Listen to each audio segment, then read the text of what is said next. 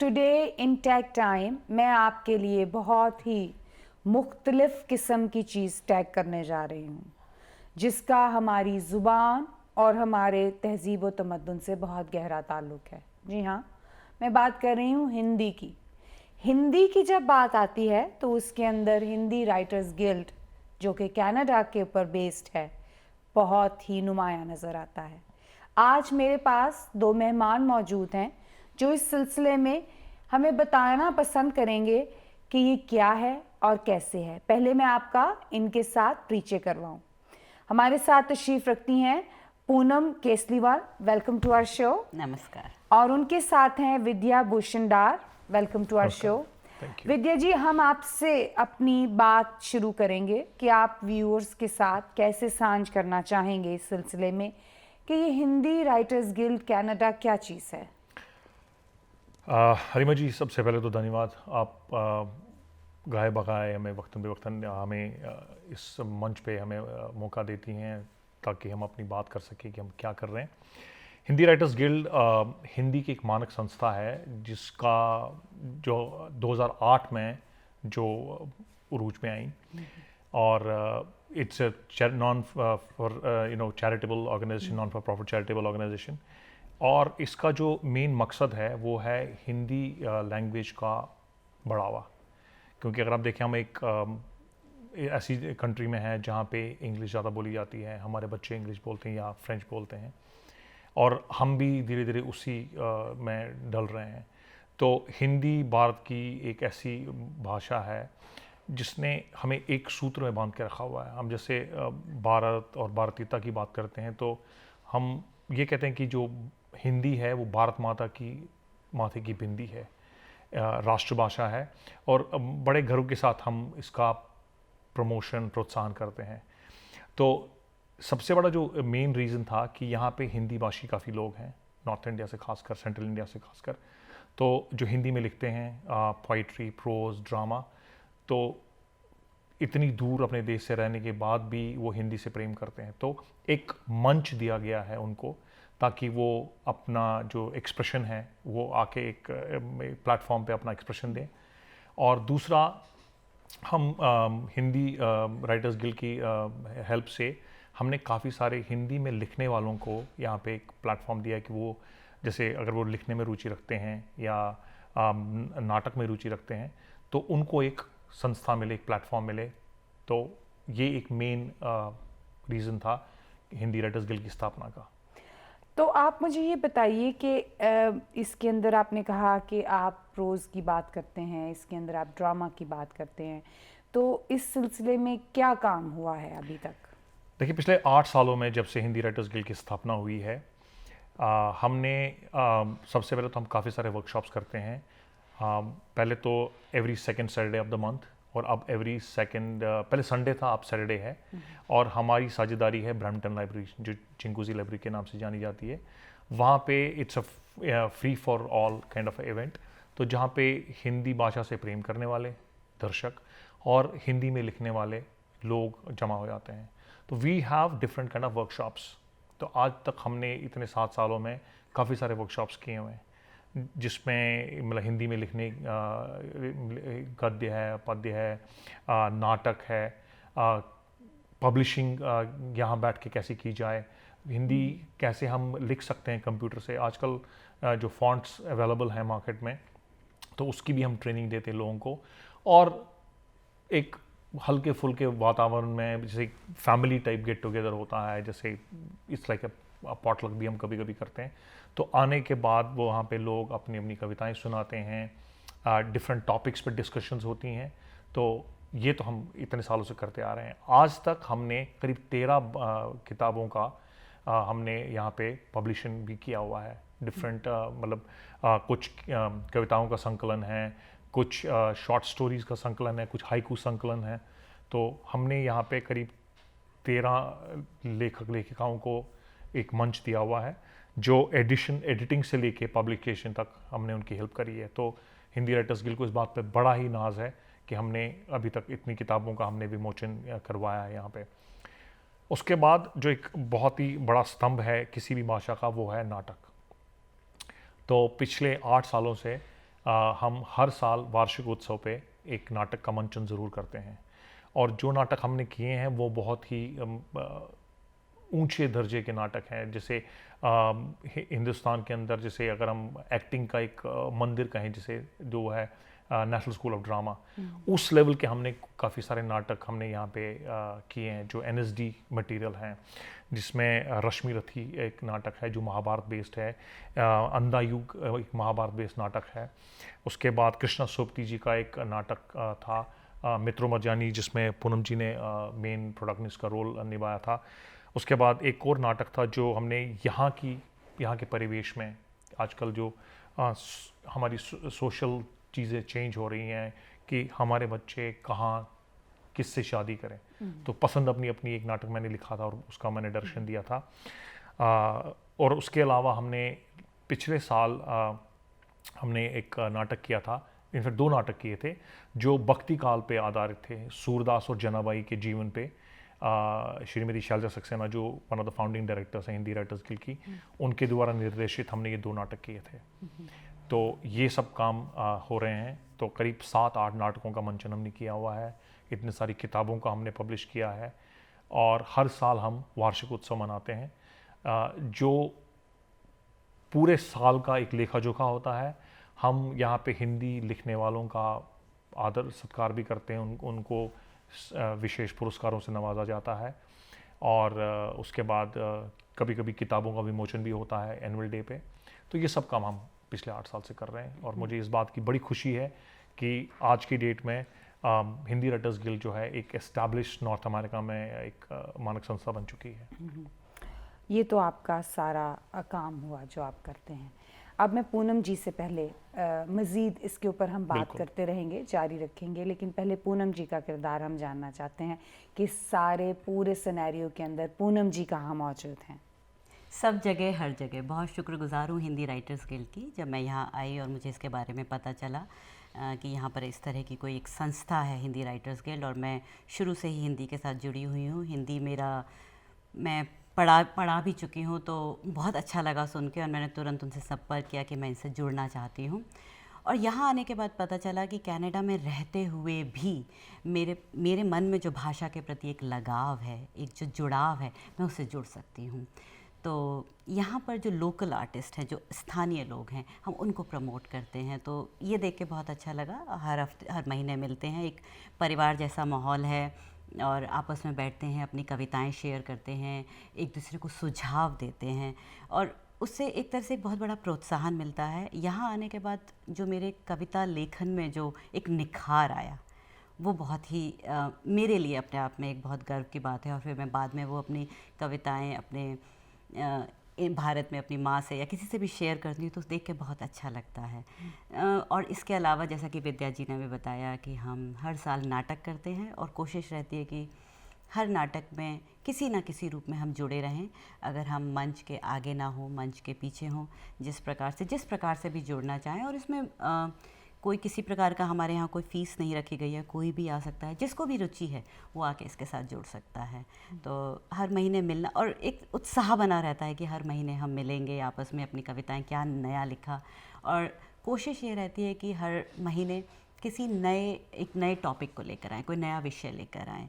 कभी कविताओं पे चर्चा करें, कभी कहानियों पे चर्चा करें, कभी कई बार क्या होता है कि लोग बाहर से कहीं से यात्रा यहाँ कर रहे होते हैं, कनाडा में आए होते हैं, हम उन्हें इनवाइट करते हैं, उन्हें बुलाते हैं, उनसे शेयर करते हैं, उनसे सीखने को बहुत कुछ मिलता है। और नेचुरली जब हम शेयर करते हैं तो हम सीखते बहुत हैं। तो हाँ, हिंदी राइटर्स गिल्ड मैं कहूँगी कि एक ऐसी संस्था है जिसने लोगों को एक मंच दिया है कि वह आगे आएँ और अपने विचार, अपने भावों को किसी भी प्रकार से कैसा भी लिखते हों आकर शेयर करें।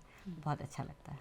आपकी इस बात से मुझे एक बहुत अच्छा, आज मैं बैठी हुई फेसबुक पे तो मुझे क्लीशेस बहुत अच्छे लगते हैं। तो उन्होंने उसके अंदर लिखा हुआ था कि non shared wisdom dies because it does not get the light it should get to spread around and give the wealth to others also. तो इसी तरह जब हम कोई भी क्रिएटिव काम करते हैं तो उसको अगर हम शेयर नहीं करते तो उसकी अहमियत ख़त्म हो जाती है।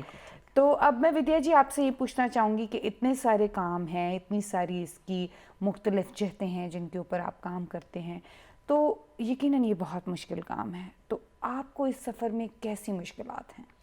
देखिए, सबसे पहली जो मेन मुश्किलात हैं, ये फैक्ट है कि लाइक हम एक non for profit charitable organization है। बिना पैसे के कोई काम नहीं होता। तो वो एक बहुत बड़ा चैलेंज होता है कि जब हमें इक्विपमेंट लेना होता है, जगह लेनी होती है, तो पैसे इकट्ठा करना एक बहुत बड़ा टीडियस काम हो जाता है। और दूसरा ये है कि हिंदी को अभी यहाँ पे वो स्थान नहीं मिला है जो बाकी भाषाओं को है, तो उसकी वजह से भी मतलब हमें मुश्किलात आते हैं। तो फंडिंग एक बहुत बड़ा मसला हो जाता है, और ख़ासकर अगर आप एक अच्छी जगह लेना चाहते हैं, जैसे हमारा ड्रीम है कि रोज़ थिएटर में हम अपना नाटक करें, बट वहाँ पे वो हमारी पहुँच के बाहर है। तो इस मंच पे मैं जो हमारे दर्शक है, देखने वाले, और जो हिंदी से प्यार करते हैं और जिन्हें हिंदी राइटर्स गिल्ड के बारे में मालूम नहीं है, तो हम उनसे यही रिक्वेस्ट करेंगे कि वो आएँ, हमारे साथ जुड़ें और इस सफ़र में हमारी मदद करें। तो वो एक बहुत बड़ा चैलेंज है। उसके बाद जैसे पूनम जी ने बताया कि हम सब प्रोफेशनल्स हैं, नौकरी पेशा लोग हैं, तो ये एक पैशन ही है जो हमें ये सब करवाता है। ख़ासकर जब हम नाटक करते हैं, किसी को कोई इसमें मॉनेटरी बेनिफिट तो बिल्कुल भी नहीं है। हम सब अपना कीमती समय देते हैं, एक जगह पे सब मिलते हैं। कभी किसी को कोई भी मतलब इसका पारितोषिक नहीं मिला है आज तक। बस खुशी है, एक पैशन है कि हम एक नाटक में पार्टिसिपेट कर रहे हैं और एक कुछ छोड़ के जा रहे हैं अगले वाली जनरेशन को। क्योंकि अगले वाली जनरेशन से हमें यही एक चिंता है कि भाषा अगर उसका प्रमोशन ना हो, उसको हम आगे ना बढ़ाएं, तो वो अगली जनरेशन तक, अगली पीढ़ी तक नहीं पहुंच पाएगी। तो नाटक एक ऐसा माध्यम है जो काफ़ी सारे लोगों को खींच के ला सकता है। तो वो एक दूसरा चैलेंज है कि समय निकालना इन सब कामों के लिए। जैसे अगले साल हम मार्च में एक बहुत बड़ा प्ले करने वाले हैं, और वो प्ले जो है बहुत ही ऊंचे मयार का प्ले है। 1 घंटा 40 मिनट का प्ले है, और उसमें कुल मिला के 5-6 किरदार हैं, और उस पर बहुत काम होगा। कमिटमेंट कम से कम हफ्ते में 3 दिन की है। तो अपने सारे कामों के अलावा उस काम में भी लगना, ये एक बहुत बड़ा चैलेंज है। तो यही हमारी बट अब ये ऐसा होता है कि जब इंसान के मन में कुछ करने की हम ठान लेते हैं और लाइक माइंडेड लोग एक प्लेटफॉर्म पे जमा होते हैं, तो कोई काम मुश्किल नहीं होता।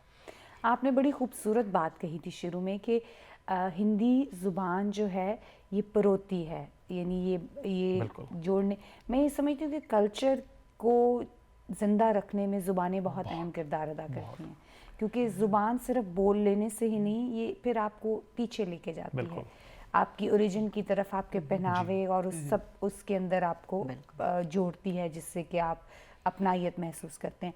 तो पूनम जी, अब आप मुझे ये बताइए कि आप इस सिलसिले में, अब लोग इतना काम करते हैं, आप प्रोफेशनली इसको डील कर रहे हैं, तो लोगों को आप किस तरह रिकग्नाइज करते हैं जो इसके अंदर पार्टिसिपेट? कोई ख़ास तरीका है, कोई एनुअल फंक्शन है, कुछ ऐसा जिसके अंदर के वो तमाम लोग जो आपके साथ इस सफ़र में शामिल हैं उनकी रिकग्निशन हो?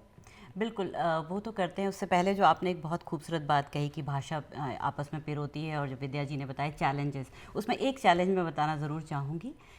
हम हिंदी को प्रमोट जो कर रहे हैं उसमें हम चाहते हैं कि अच्छी हिंदी निकल कर आए। हिंदी बोलने वालों की कमी नहीं है, पर वही है कि वो फ़िल्मी हिंदी आ जाती है। फ़िल्मी गानों पे आज हर कोई नाचना चाहता है। उसके प्रोग्राम जहाँ पर भी होते हैं वहाँ आप देखिए टिकटें कम पड़ जाती हैं, लोग वहाँ पहुँच जाते हैं। जो कमी हमें आती है क्योंकि हम जो हिंदी लाना चाह रहे हैं वो एक उच्च स्तरीय हिंदी लाना चाह रहे हैं, तो वहाँ पर हमें थोड़ी दिक्कत आती है लोगों को कि अरे हम तो ये हिंदी समझ नहीं पा रहे हैं, ये हमारे अरे आजकल कौन ऐसी हिंदी बोलता है। पर मैं यही कहना चाहूँगी, अगर आपने शेक्सपियर नहीं पढ़ा इंग्लिश में तो आपने कोई इंग्लिश पढ़ी ही नहीं।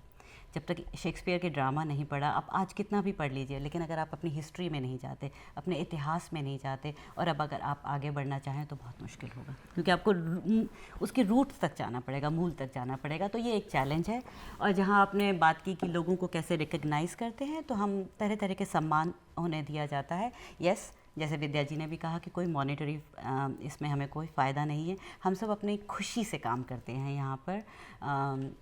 अपने रोज़मर्रा के काम से आते हैं, 7:30-8 बजे कहीं किसी के घर मिलते हैं। सबसे अच्छी खुशी ये होती है कि जब हम आपस में मिलते हैं और हर कोई अपने घर से कुछ ना कुछ बना के लाता है और बड़े हक से कहते हैं हम, अरे विद्या बहुत दिन हुए तुम्हारे हाथ के कश्मीरी आलू नहीं खाए, या अरे पूनम तुम खीर लेकर आना। ये एक हमारे लिए एक बहुत बड़ा, कहा जाए अपने आप में एक बहुत बड़ा हमारे लिए इनाम होता है।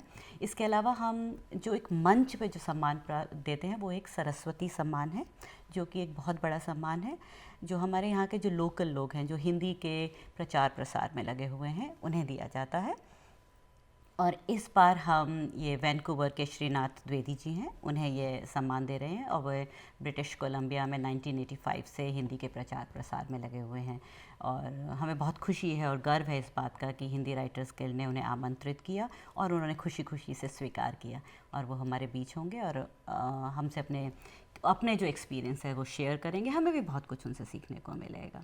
इसके अलावा हम होली पर एक बहुत बड़ा प्रोग्राम करते हैं जिसमें हम बच्चों को इनकरेज करते हैं, बच्चों को आगे लेकर आते हैं। कोशिश रहती है कि बच्चों के से कुछ शास्त्रीय संगीत या किसी इस तरह के जो लाइट म्यूज़िक हैं या प्रोज़ हैं, कविता हैं, कुछ भी बोलना चाहे 2 लाइन ही हिंदी में आकर बोलें, लेकिन वे बोलें, तो उस तरह से हम बच्चों को भी एनकरेज करते हैं इसमें। तो आपका कोई annual function, anniversary, birthday type कोई चीज़ भी होती है? जी हाँ, हम अपना वार्षिक उत्सव हर साल नवंबर दिसंबर के दौरान करते हैं और इस बार हम अपना 7वां वार्षिक उत्सव करेंगे हम। और इस बार ये होगा ग्लेन फॉरेस्ट स्कूल में, मिसिसागा में, शाम 5:30 बजे से। आप सभी आमंत्रित हैं, ज़रूर आइएगा वहाँ पर। 28 नवंबर को शाम 5:30 बजे से। और इसी में हम सरस्वती सम्मान देते हैं और इसमें हमारे मुख्य अतिथि जो हैं वो Indian general council Akhilesh Mishra ji हैं, उन्हें सम्मानित किया जाएगा। इसके अलावा सरस्वती सम्मान होगा। उसके अलावा उस वक्त हमारी रिपोर्ट पढ़ी जाती है और इस बार हम सविता अग्रवाल जी की पुस्तक का विमोचन कर रहे हैं। उनका काव्य संग्रह, उसका विमोचन करेंगे। ये हम पहले भाग में करेंगे। उसके अलावा उसमें 2 कहानियाँ पढ़ी जाएंगी और जो कहानियाँ हैं वो नाटकीय रूप में पढ़ी जाएंगी, जो कि अपने आप में एक नया प्रयोग है। उसके बाद एक छोटा सा ब्रेक, एक जलपान अंतराल होगा और उसके बाद सेकंड पार्ट जो है उसका दूसरे भाग में हम झांकी हिंदुस्तान की वो दिखाने जा रहे हैं। और हिंदी भाषा अपने आप में अकेले तो चल नहीं सकती, सभी भाषाओं के साथ मिलके उसे अपने साथ आगे चलना है। और उसी में, और अगर देखा जाए हिंदुस्तान की जो खूबसूरती है, खासियत यही है, विविधता जो उसकी जो अनेकताएं हैं, उसमें जो एक आपस में जो जुड़े हुए हैं वो उनकी विविधताओं में। तो हमने इस बार मिसिसागा और ब्रैम्पटन में जो लोकल संस्थाएं हैं उन्हें आमंत्रित किया है, जिसमें बंगाली का गीत होगा, भरतनाट्यम है, गणेश स्तुति है, कथक है, लावणी है, भोजपुरी गीत है। वे सभी संस्थाएं आगे आएंगी और अपनी प्रस्तुति को इस मंच पर करेंगी। तो एक मिला जुला प्रयास है ये, जो कि हमें उम्मीद है और हम आशा करते हैं कि लोगों को बहुत पसंद आएगा। विद्या जी, आप मुझे ये बताइए कि इस दौर में जिसमें हम जी रहे हैं, ये इलेक्ट्रॉनिक दौर है जी। तो जब आप इतना रवायती काम कर रहे हैं, इतनी रवायत को ज़िंदा रख रहे हैं, तो आप किस तरह ये चैलेंज ले रहे हैं इलेक्ट्रॉनिक के मामलात में?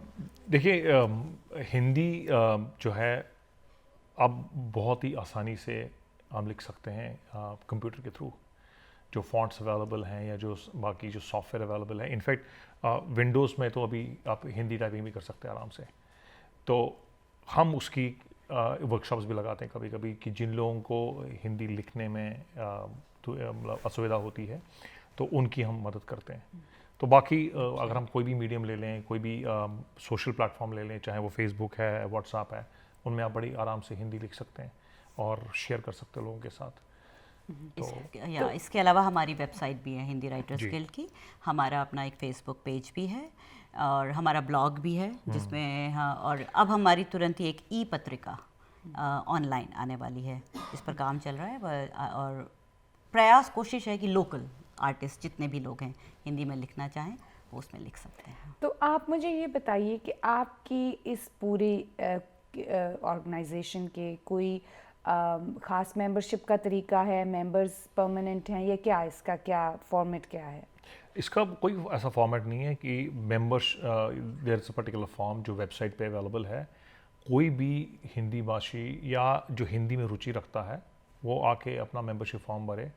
बहुत ही नॉमिनल फ़ी है जो सालाना भरी जाती है, और बस यू आर ऑन बोर्ड। हर शनिवार बस वहाँ उपस्थित हो, हमारे साथ चाय और समोसे के साथ अपनी कविता शेयर करें। बस ये बहुत खूबसूरत, मुझे लगता है कि दुनिया की सबसे खूबसूरत चीज़ जिसमें हम लोगों को जोड़ सकते हैं, जो जोड़ने का काम करता है, वो आर्ट और कल्चर है। बिल्कुल।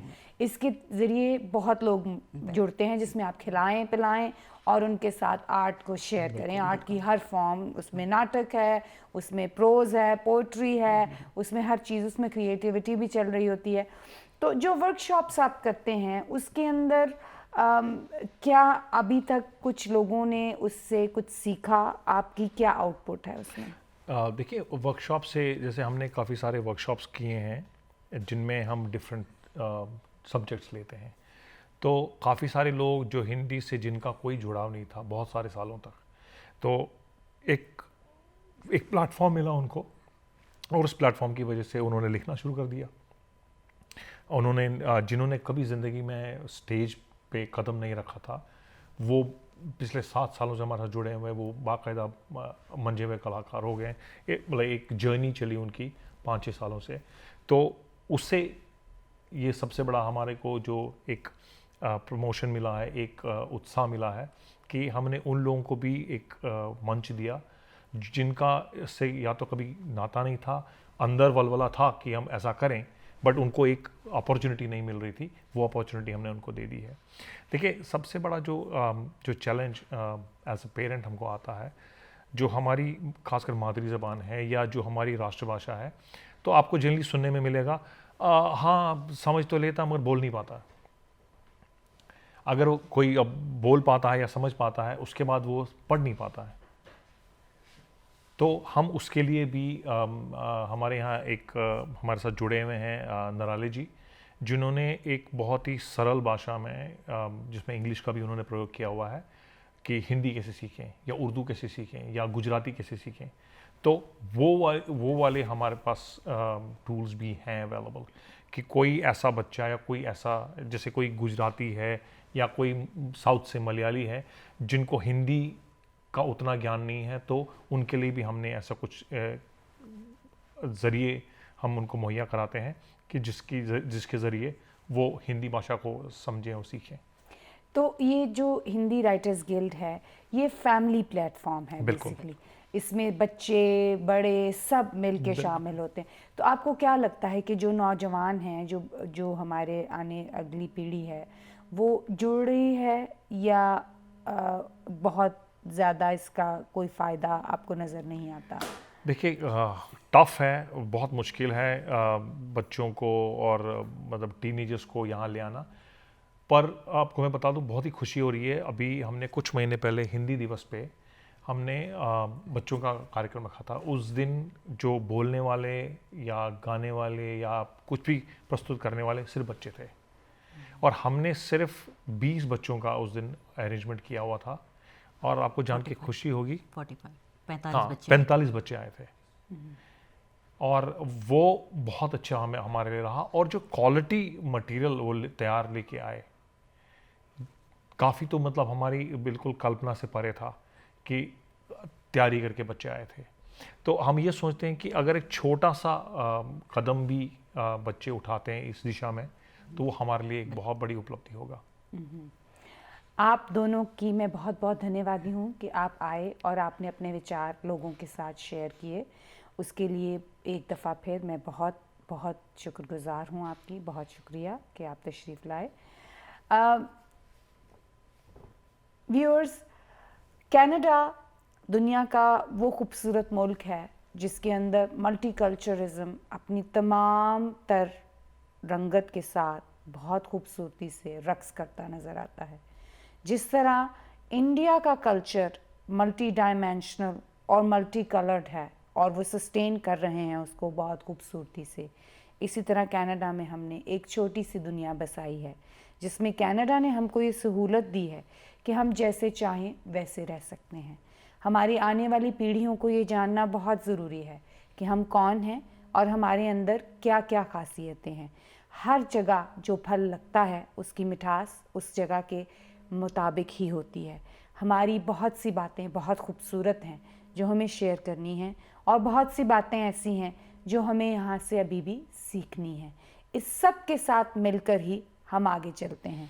इन अल्फाज के साथ हम अपने मेहमानों का एक दफ़ा फिर शुक्रगुजार हैं कि वो हमारे साथ आए और उन्होंने सांझ की। हलीमा जी, मैं ये कहना चाहता हूँ कि 28 तारीख को हमारा जो वार्षिक उत्सव है, तो इस मंच से मैं सारे दर्शकों को ये गुजारिश करता हूँ, उनसे प्रार्थना करता हूँ कि वो आएँ, अपने बच्चों को लेके आएँ।